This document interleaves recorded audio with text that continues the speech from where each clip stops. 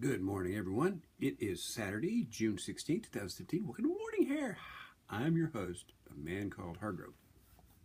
This morning we continue with our month of Shakespeare, and I'm very excited today because today we get to talk about my favorite Shakespeare play.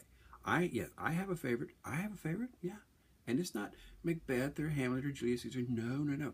My favorite Shakespeare play is Henry IV, Part 1. The reason why I like this play above all others is because it introduces some wonderful, wonderful characters. Bardolph, so far as I know, the only Shakespearean character who has speaking lines in 4 different plays. He's in Henry IV Part 1, Henry IV Part 2, The Merry Wives of Windsor, and Henry V. Falstaff, gigantic Falstaff.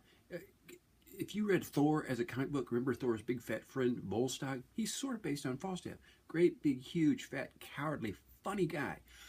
Falstaff, when people talk about the lines Shakespearean characters have, Hamlet has the greatest number of lines in the context of a single play.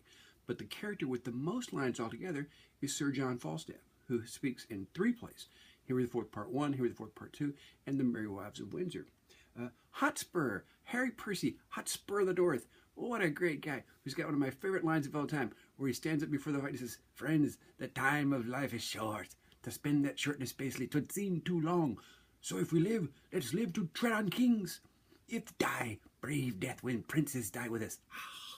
I know, so horribly radical. Yeah, he dies, by the way. But I love Henry IV Part 1 because of the characters, and it is my favorite. It involves, we're working our way toward the War of the Roses. We're not there yet. Henry VI, Parts 1, 2, and 3 of Richard II actually take place after Richard II, which is the first part of the second historical tetralogy.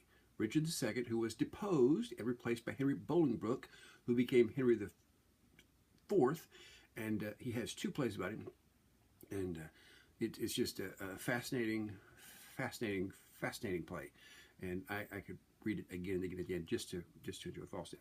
So what do we call this? I don't know. I'm not going to call it the Bardolph. I think I've already done a Bardolph. Let's call it the Falstaff. Sure, the Falstaff. Falstaff, a character so big. I read once that Falstaff is such a big character, he actually stops time.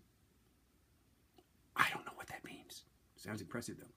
So we'll call this the Falstaff. If you wake up with the Falstaff, go out and stop time. How do you stop time? In this town, you drive on Main Street and you stop and look around.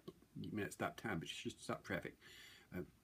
So go out and stop time today. Stop traffic. Hey, they got brakes. All cars have brakes. They don't have to be there in a hurry.